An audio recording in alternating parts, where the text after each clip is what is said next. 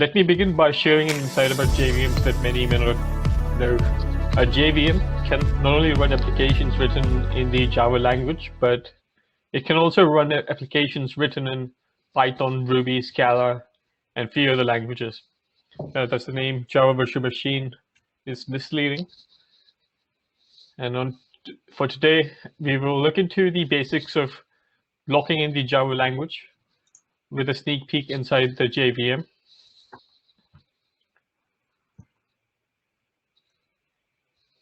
So here are a set of important disclaimers. We are employed by IBM, so we are obliged to show the slide. Here it basically means that IBM doesn't take any liability for the material being covered in this presentation. So please take a look at it.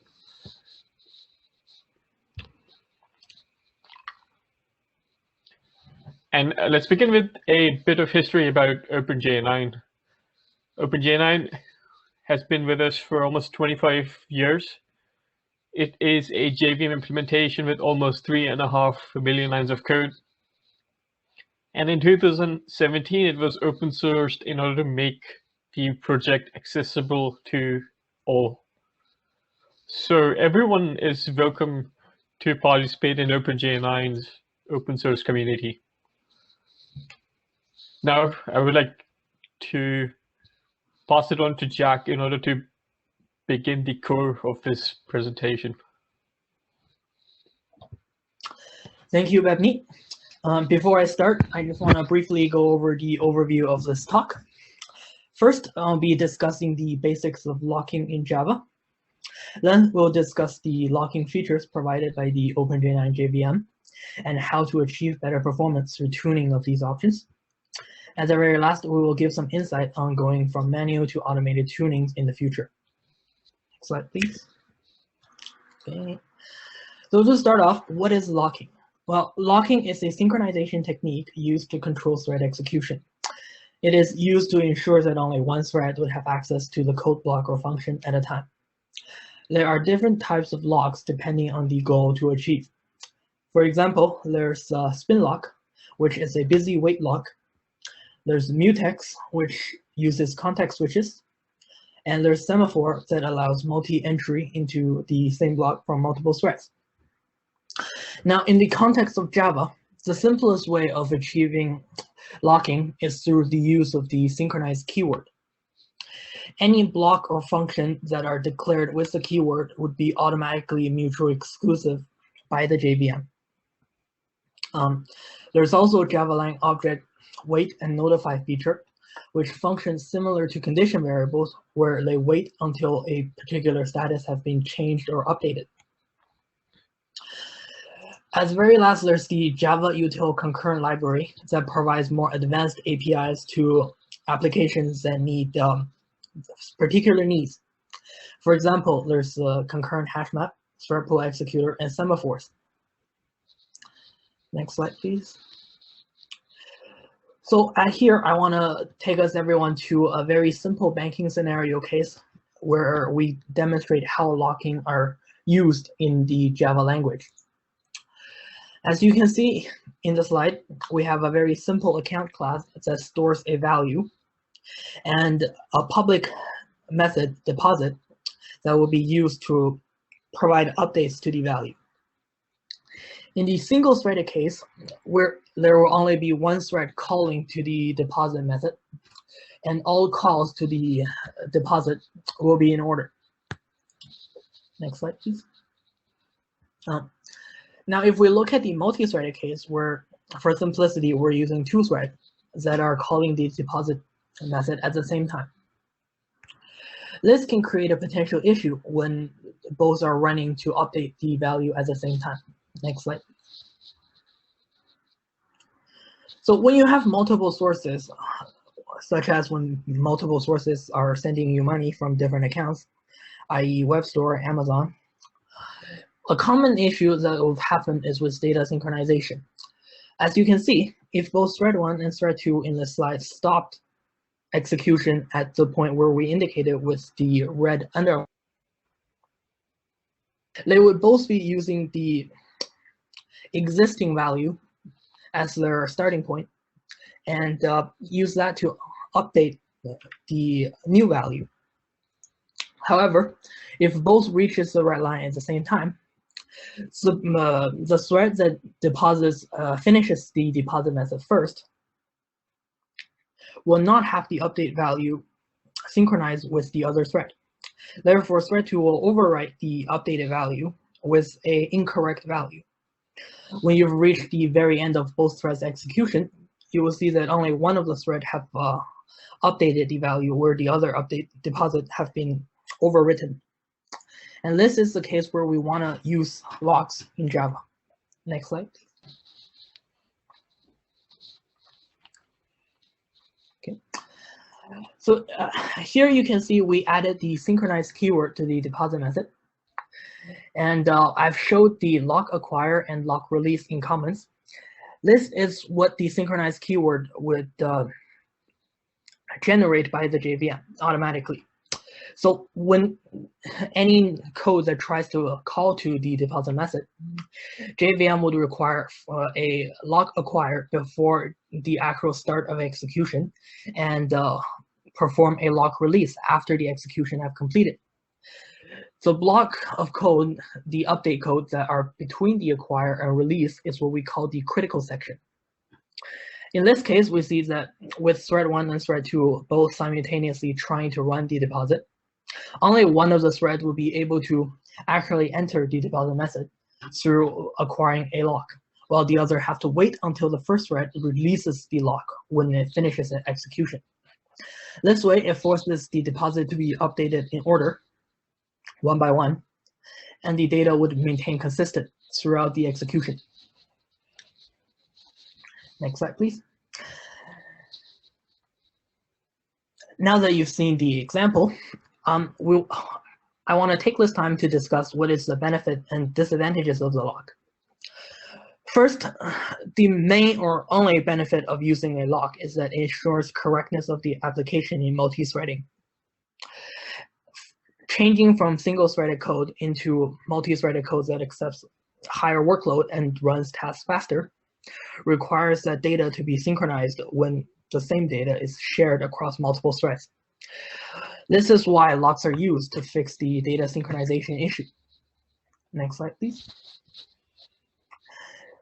Now, I will talk about the disadvantages associated with using locks. First is contention and deadlock. Contention happens when multiple threads are trying to access the same resources that are guarded by a single lock, and therefore they have to wait on each other to release the lock for them to acquire. This would make a lot of threads end up doing zero work until the other thread releases the lock and they can acquire it. Deadlock is a special case of contention where threads are each holding a lock that is mutually required by each other.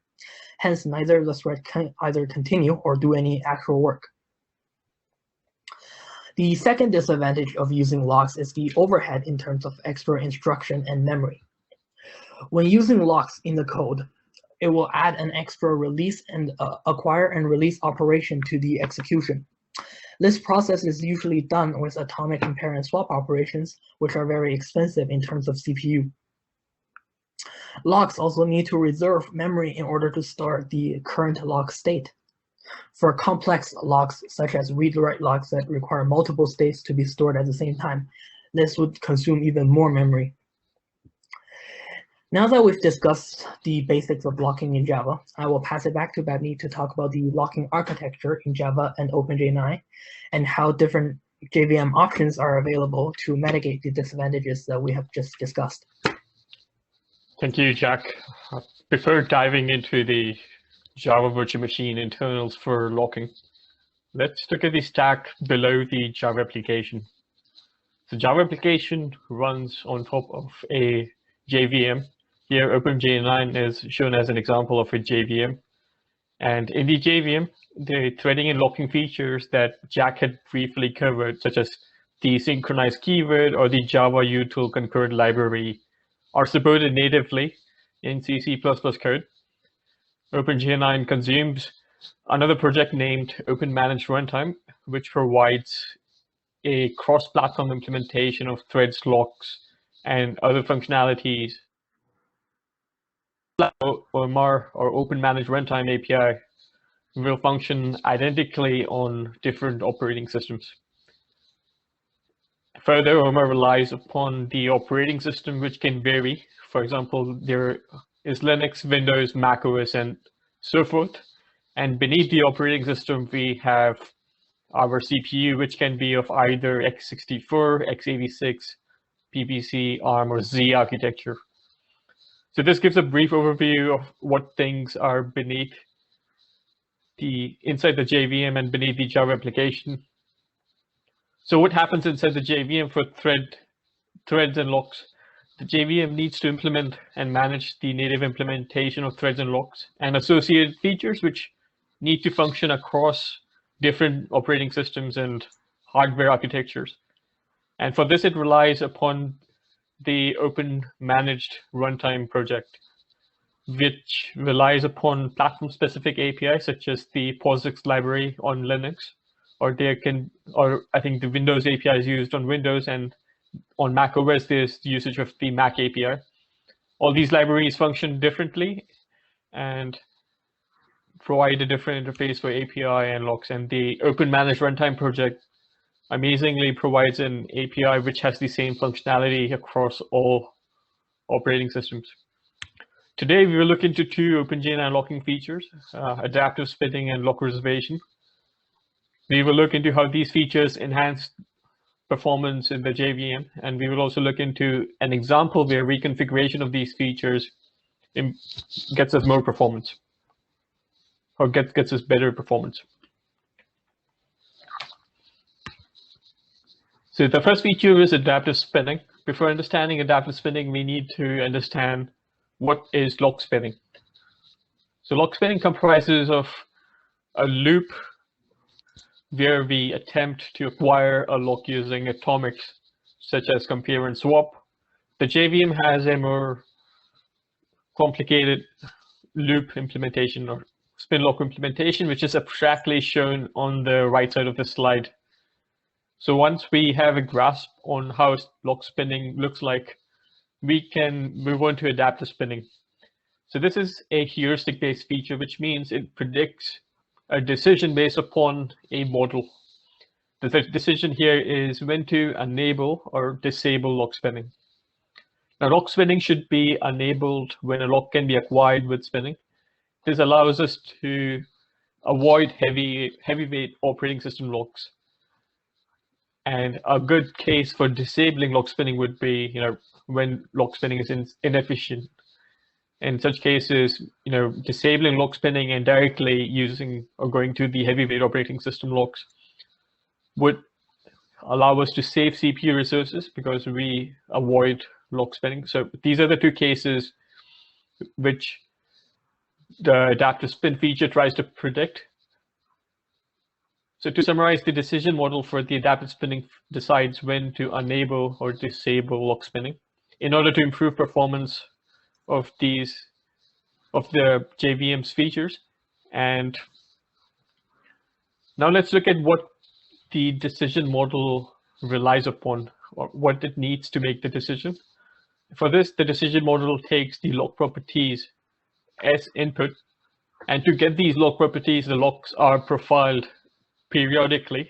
An example of a lock property is the hold time, which determines or which suggests how long a thread holds a lock. Once these lock properties, or once the decision model is aware of these lock properties, the feature makes a decision on when to enable or disable lock spinning. The accuracy of the decision depends on the decision model, which is derived after studying the lock behavior across many applications.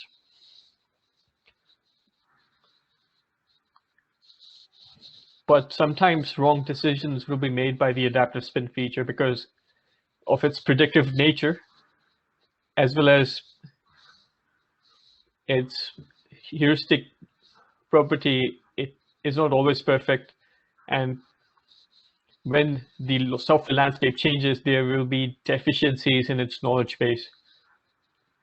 And these deficiencies will make this feature to make wrong decisions, which will negatively impact For instance, we lose on the potential benefit of lock spinning if adaptive spin incorrectly disables lock spinning. Similarly, if lock spinning is turned off, we may end up taking heavyweight operating system locks, which could have been avoided if the feature would have correctly enabled lock spinning. In addition, if a lot of wrong decisions are being made by this heuristic feature, the profiling and control logic overhead of the adaptive spinning feature will become an added cost. So there are two sides to this feature, and if this feature is misused or is not used correctly, it can have adverse effects to your application's performance. And like adaptive spinning, there is another heuristic-based feature named lock reservation. This feature tries to find locks which will be acquired by only a single thread or by a single thread repeatedly. Then it reserves the lock for that specific thread. And in this context, reservation means that the lock will be acquired without any lock operations or structures such as mutexes, atomics, or condition variables. And avoiding any lock operation means that we can improve the performance of the application. Similar to adaptive spinning, the decision model for lock reservation needs some data to make a decision. And in this case, the just-in-time compiler comes into play, and it performs a code analysis of the critical section, which the lock protects. In the code analysis, it tries to learn about the sequence of threads that enter the critical section. And based upon this code analysis, it determines whether to reserve the lock for that specific thread, for a specific thread or not. At the bottom of the slide, there are two candidates. One is a good candidate and the other is a bad candidate. In the good candidate, the critical section is accessed by only one thread repeatedly, whereas in the bad candidate, different threads try to acquire or enter the critical section for a lock in an out of order manner. So accurate decisions about identifying good candidates for reserving a lock will have positive impact on the performance. Like adaptive spinning, lock reservation is not perfect since it predicts, and with the changing software landscape, there will be weaknesses in its knowledge base, and wrong decisions during lock reservation lead to an expensive operation of canceling the lock reservation. And this is not good for performance. And similar to adaptive spinning, a lot of wrong decisions would make the profiling and lock control logic overhead for the lock reservation feature an added cost. So we briefly looked into two heuristic-based locking features in the JVM, adaptive spinning and lock reservation. Let me summarize what these features do in a more general context. They both predict a decision, and in order to derive at a decision model and maintained by the JVM or runtime developers, since the decision models, they are fast in arriving at a decision and thus preferred to be used in the JVM. But the pre-generated model also becomes a weakness for these features because these models can become outdated and lead to wrong decisions, which can have adverse impact on the application's performance. So let me elaborate on the weaknesses of heuristics. Heuristics are not universal. They are designed and maintained by humans, and they may miss corner cases. So it can take wrong decisions, which will have negative impact.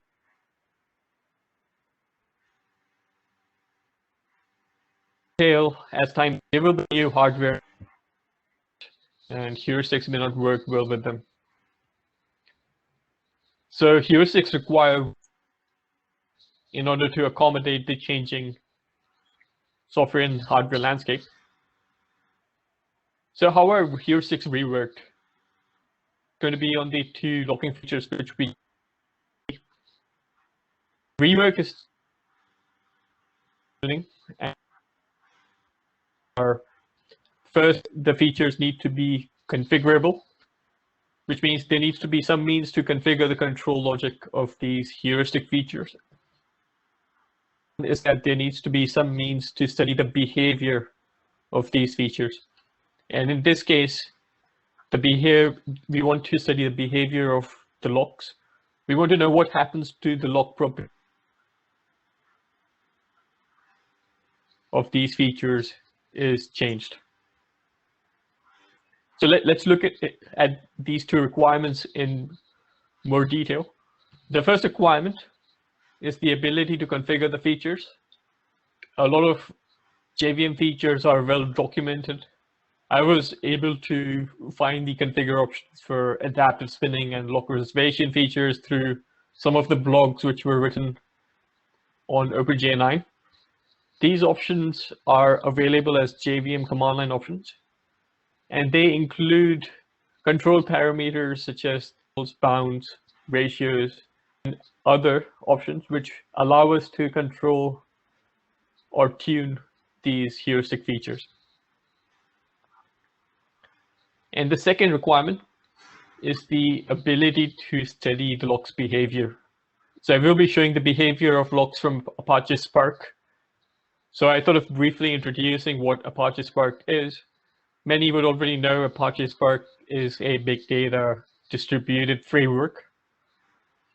Moving further, it has coordinators which distribute work to the executor nodes and monitor them. And then there are executor nodes which do work and return the results to the coordinators, or they may share.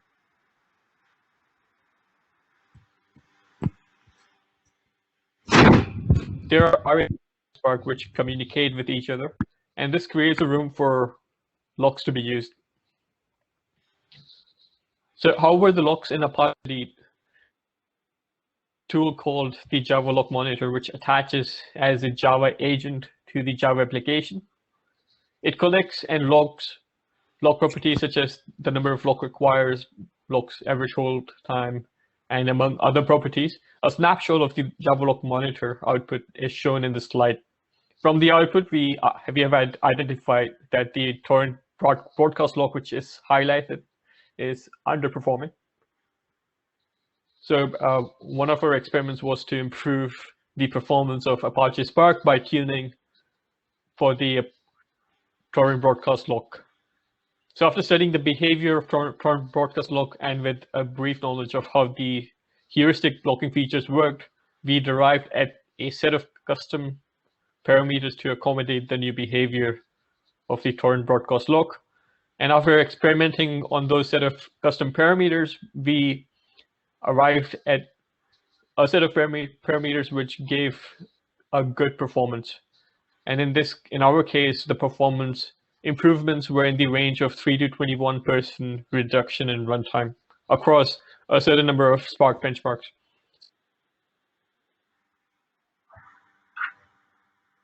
Go out of date when new software workloads become available. And with tuning, these versatile features can be reconfigured to gain better performance. And now I will pass it back to Jack in order to discuss about automation in tuning. Okay, thank you, Babneet.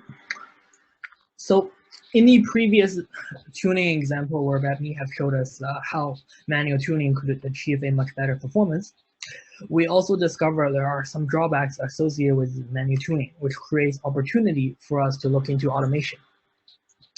Next slide, please.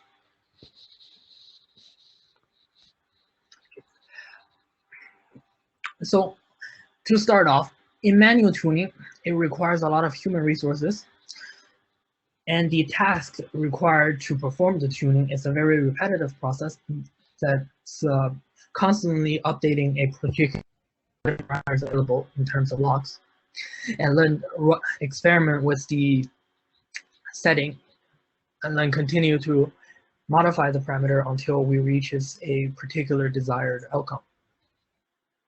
Given that such action is very similar to a repeating of trial and error, it would be much better if we could apply some sort of optimization strategies that would be able to automate machines. With some research in the different optimization strategies that are available, we came across Bayesian optimization as one of the most feasible approaches for this particular task.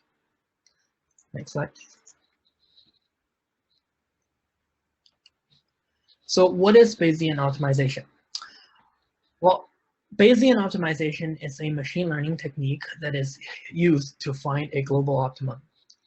It is a very similar technique to the manual tuning process, where it takes a defined set of parameters to tune and run experiments to iteratively to find trends and patterns on how the parameter value would affect the result outcome. The optimization would repeat to find a more accurate pattern in the result and experiments in the direction that would lead to a better result.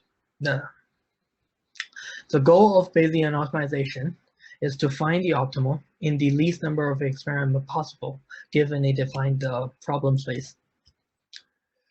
The particular reasons for us to choose Bayesian optimization as a good starting point when we're talking about changing from manual tuning to automation. First is because Bayesian optimization in machine learning is relatively simple to design and carry out for your particular code.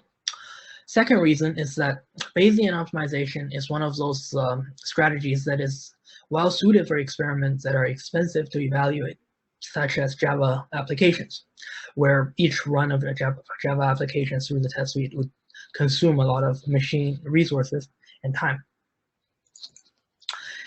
If anyone is interested in starting to look into Bayesian optimization, Experiment is one of the open source projects currently available for anyone to try out. Next slide, please. Next slide, please. Okay. Now that we're reaching the end of our presentation, sorry? I think the slide had changed. Continue. I will talk about this at the end. Now that we're at the presentation, I want to just do a quick recap of what we've been discussing. So at the very start, we had an introduction on basics of locking in Java. We showed a very simple example of how locking works and why we should be using it. Then Babneet have discussed some of the locking features provided by the OpenJ9 JVM and how using these features can give us a better performance result. At the very end, we talked about the future of changing from manual to automated tuning and how that would require less human resources and make everything much easier from the user's perspective. We also, here, we want to welcome everyone to participate and contribute into the OpenJ9 project available on GitHub. Thank you all for coming, and we'd be happy to take any questions you have with regards to our presentation. How many time are we using? 29. Okay. We could have, so I think with few seconds less, 29, 9 seconds. We may have saved 30 seconds if I would have interrupted. Yeah. Also, I think we had like glitches where we were, just thinking about what to say. If we just make it a bit more fluent, probably 28 minutes or less. Did my voice ever fade? Because I think at few points there were like about half a minute where your voice were like sort of on and off. So there was cases where the internet wasn't working properly. Yeah, I wasn't sure whether it was my internet or yours. Turn off the camera.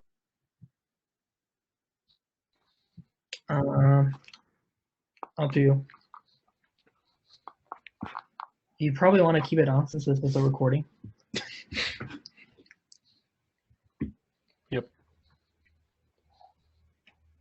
Okay. So we have about, Not much. I think people, yeah, there's about 3 minutes until the actual start. Let's just place the slide on the, do you want to just put first slide on the screen? Then I cannot see the Sorry, remaining.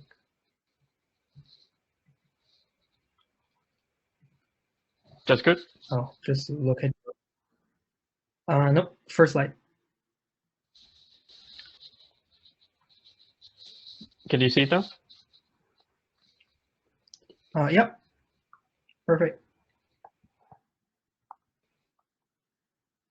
See the hop-in interface when I'm showing the slides. So if anything happens, can you hear me? Yep. Did my voice go away?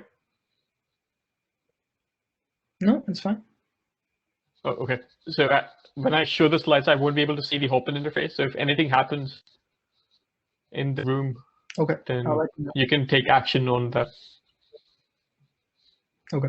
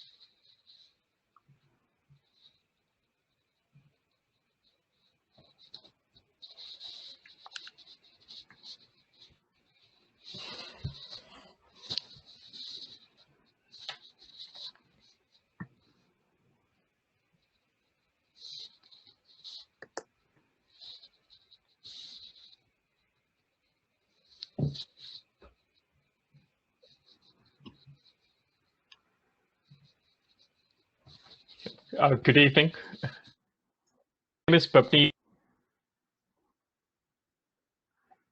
have Jack Liu. We both work on the Hi. OpenJ9 Java virtual machine, and we have a more than 10 years. So let me begin by sharing an insight about JVM Java virtual machine. So JVM can not only run applications written in the Java language,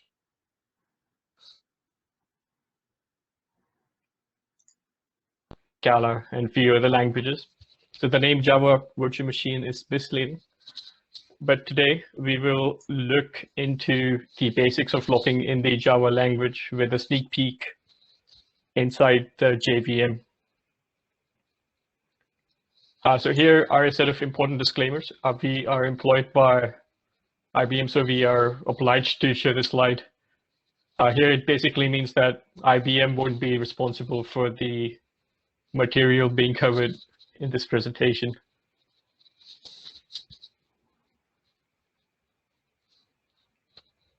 So let's begin with a bit of history about OpenJ9. It is a JVM implementation with almost 3.5 million lines of code, and it is under development since the past 25 years. And in 2017, it was open sourced in order to make the project accessible to all. So everyone is welcome to participate in OpenJ9's open source community. And I will ask Jack to begin the core of the presentation. Thank you, Babneet. So before we actually start, I would like to take everyone briefly through the overview of this talk.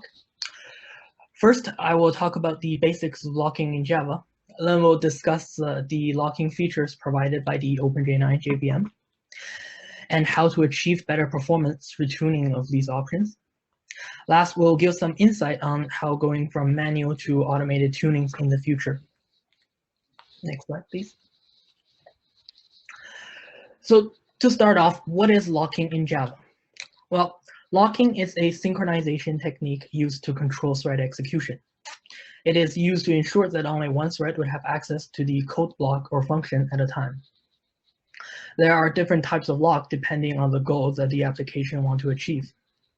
There's, for example, spin locks that uses a busy waits, and mutex, which applies context switching, and also semaphore that uses multi-entry locks, which allows multiple threads to be in the same place at the same time. In the context of Java, the most simple way to perform locking is to use the synchronized keyword provided by Java language.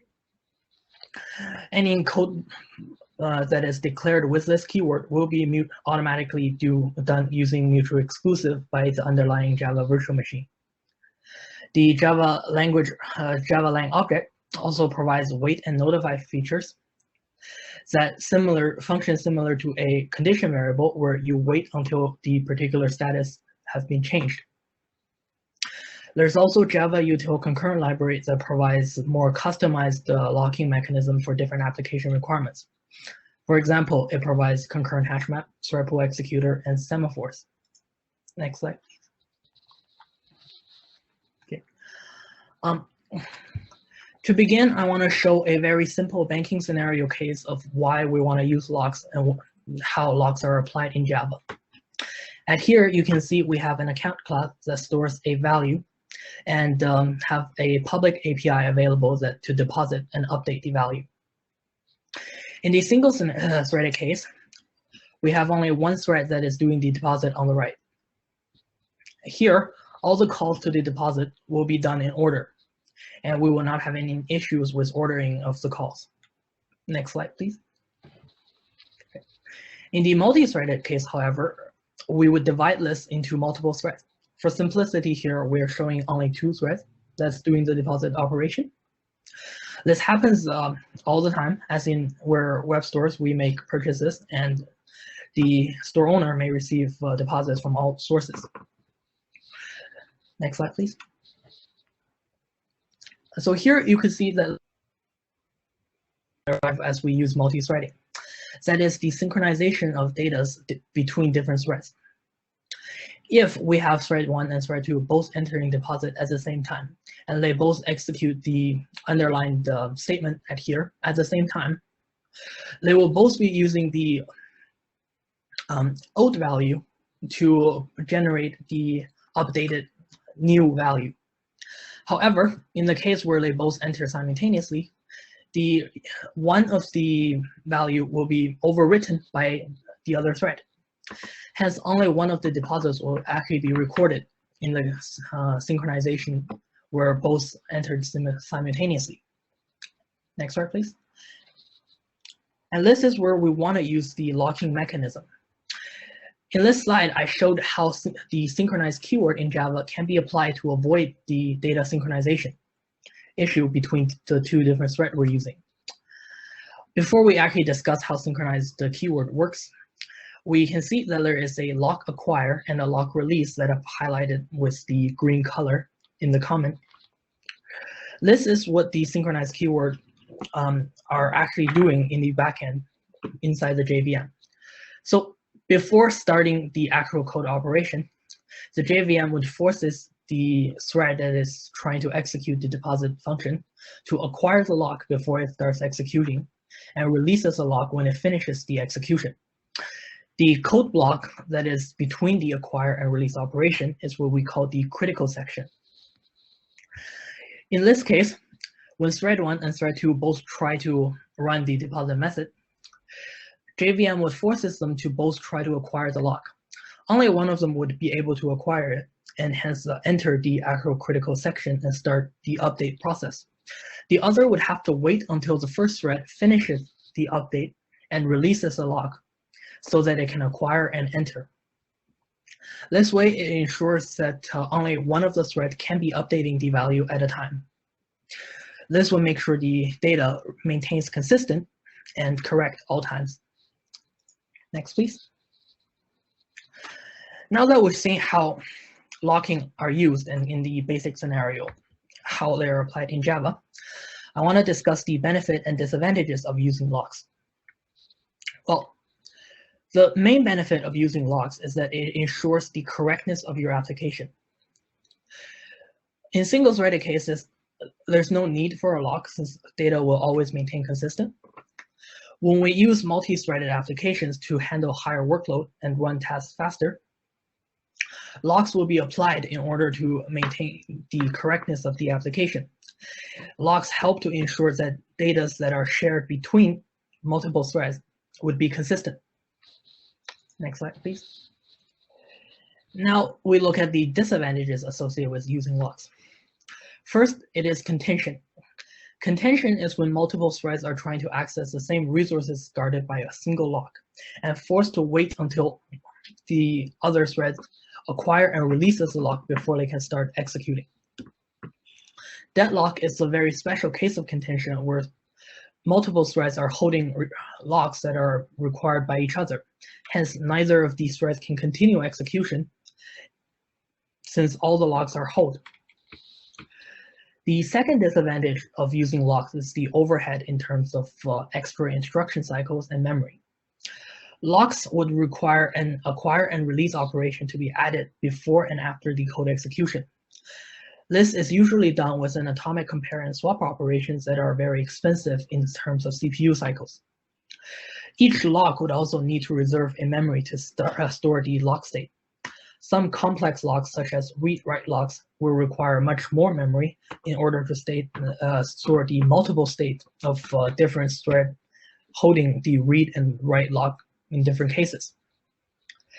Now that we've discussed the basics of locks in Java, I will pass back to Babneet to talk about the locking architecture in Java and OpenJ9 JVM, and how we use different locking features to mitigate the issues that I have just discussed. Thank you, Jack. Before diving into the Java virtual machine internals for locking, let's look at the stack below the Java application. So Java applications run on top of a Java virtual machine. Here, OpenJ9 is shown as an example of a JVM. And within the JVM, the Java features related to locking, which were discussed by Jack in the previous slide, such as the synchronized keyword, the Java lang object way to notify features, and the Java mutual concurrent library are supported natively in C++. Then, to support this feature, OpenJ9 consumes another project which is named Open Managed Runtime, OMR for short, which provides a cross-platform implementation of threads, locks, and associated features. By cross-platform, it means that the OMR API will function identically on different operating systems. Further, OMR relies upon the operating system, which can be either Linux, Windows, or Mac OS. And beneath the operating system, we have our CPU, which can be of x64, x86, Z, PPC, or ARM architecture. So this gives a brief overview of what things lie beneath the Java application. So what happens inside the JVM for threads and locking? The JVM needs to implement and manage the native implementation of threads and locks and associated features which need to function across different operating systems and hardware architectures consistently. For this, it relies upon the Open Managed Runtime project, or OMR, which uses platform-specific or operating system-specific libraries in order to provide a platform-agnostic interface for managing and utilizing threads and locks. For example, on Linux, there is the POSIX library. On Windows, there is the Windows API. And on Mac OS, there's the Mac API. All these operating system libraries provide a different implementation and API for threads and locks, which are consolidated by the OMR API under a platform agnostic API. So today we will look into two OpenJ9 locking features, adaptive spinning and lock reservation. We will see how these features enhance locking performance in the JVM. And we will also look into an example where tuning or reconfiguring these features further improves the performance. So the first feature is adaptive spinning. Before understanding what adaptive spinning is, we need to know what is lock spinning. Lock spinning comprises of a loop where we attempt to acquire a lock using atomics such as compare and swap. The JVM has a more complicated implementation of this spin loop, which is abstractly shown on the right side of the slide. So now we can look into how the adaptive spinning feature works. This feature is a heuristic-based feature, which means it predicts a decision based upon a model. The decision is when to enable or disable lock spinning. A good case for enabling lock spinning is when a lock can be acquired with spinning enabled. This allows us to avoid heavyweight operating system locks.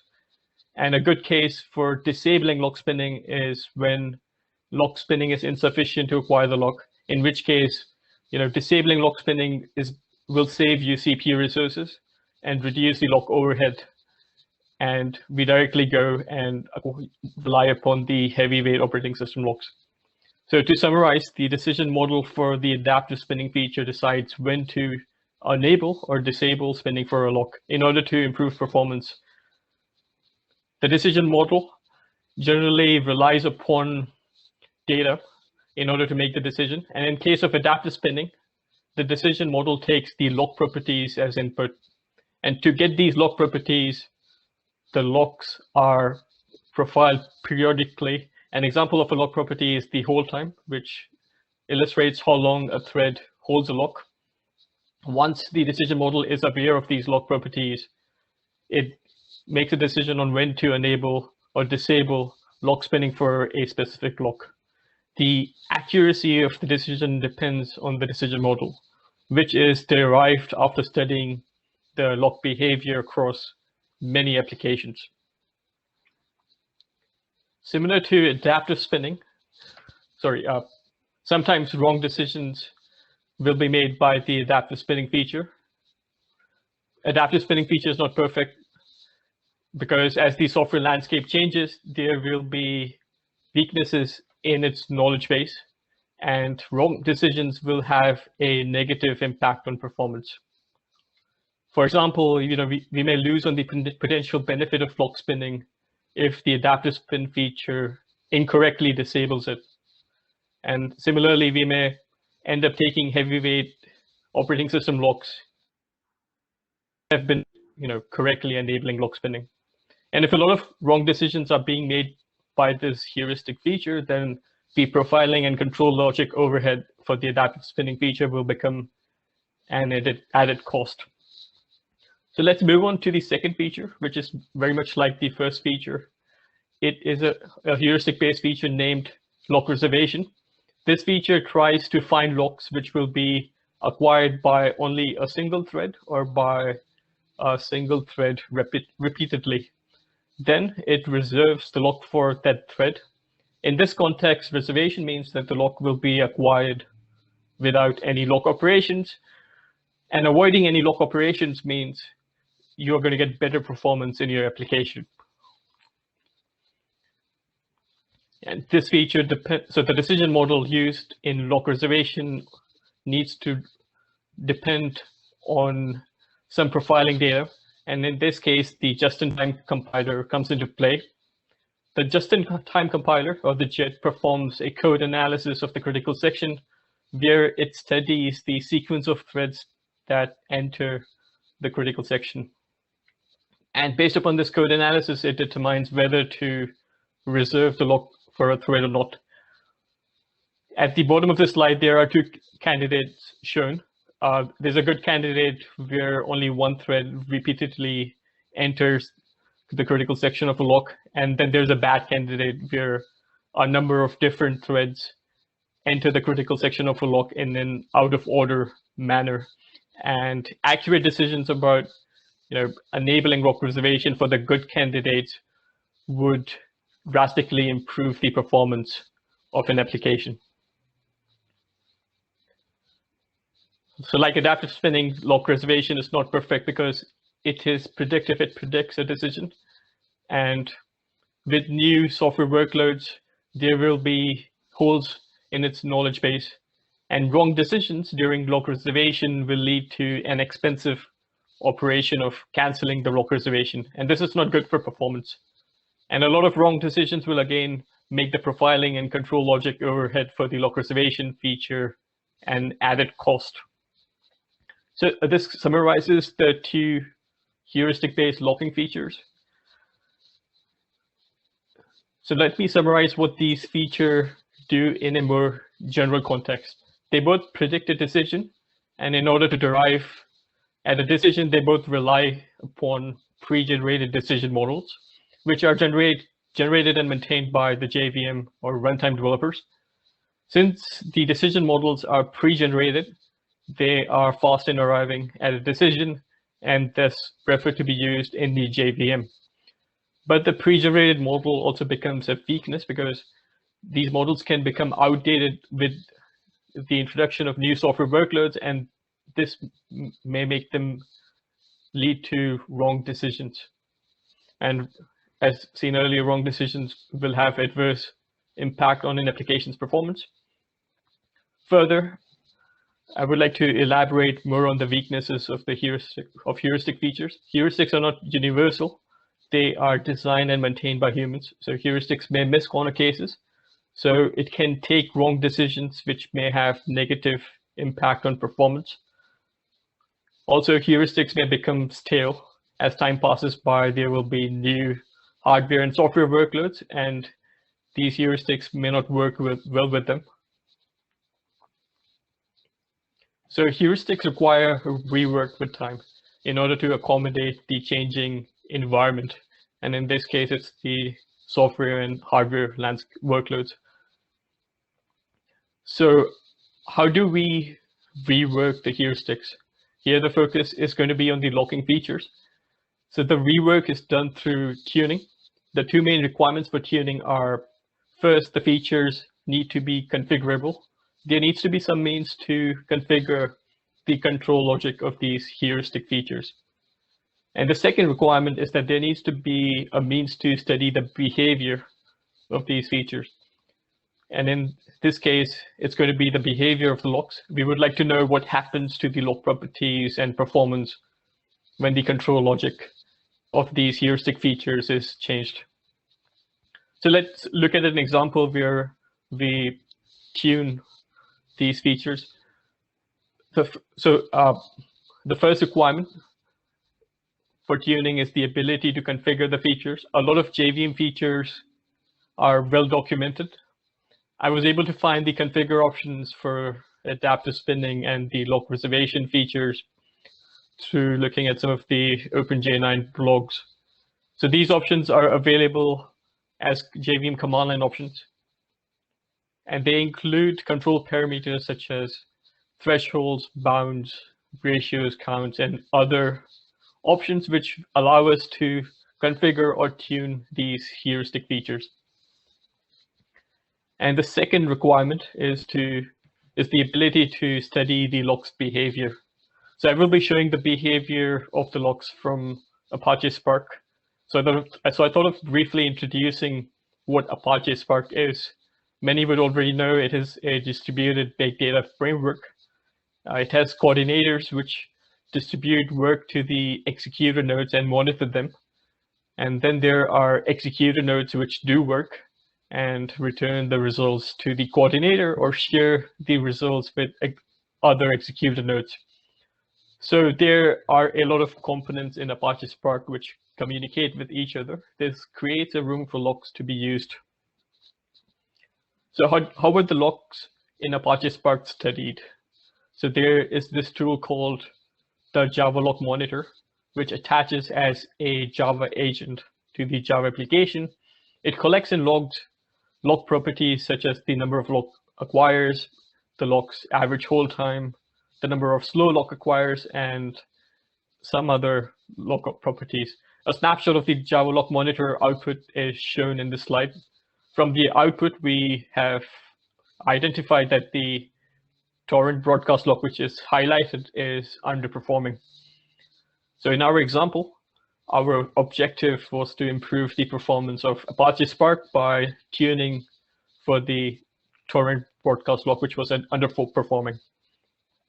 So after studying the behavior of torrent broadcast lock and with a brief knowledge of how these heuristic-based locking features worked, we derived a set of custom parameters to accommodate the new behavior of the torrent broadcast lock.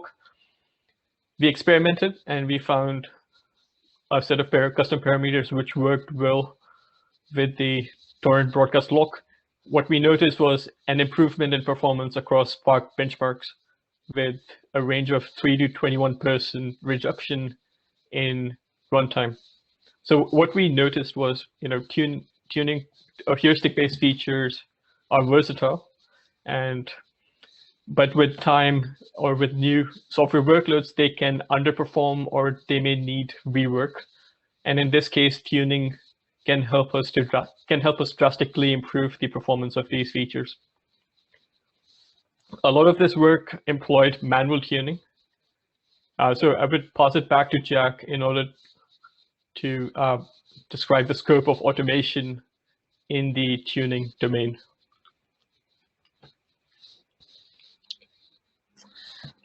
Thank you, Babneet. So we have just discussed an example with Apache Spark that Babneet mentioned how manual tuning would achieve much better performance.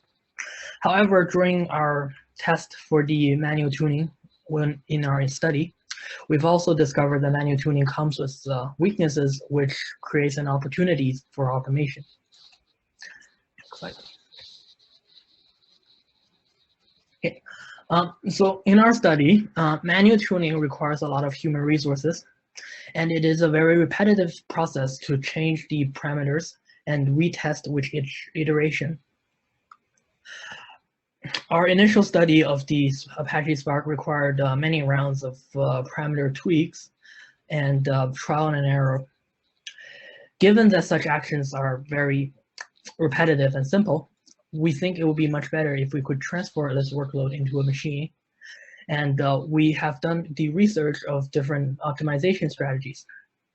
Through our research, we thought Bayesian optimization is one of the most feasible approaches for handling such work. Next slide, please. So what is Bayesian optimization? Well, Bayesian optimization is a machine learning technique that is used commonly to find a global optimum. It is very similar to the manual tuning process that we introduced, where it takes a set of defined parameters to tune, and it would iteratively run experiments to find a trend or patterns in how the different values would affect the outcome. The optimization process repeats to find a more accurate pattern in describing the result, and experiments in the direction that would lead to a better outcome.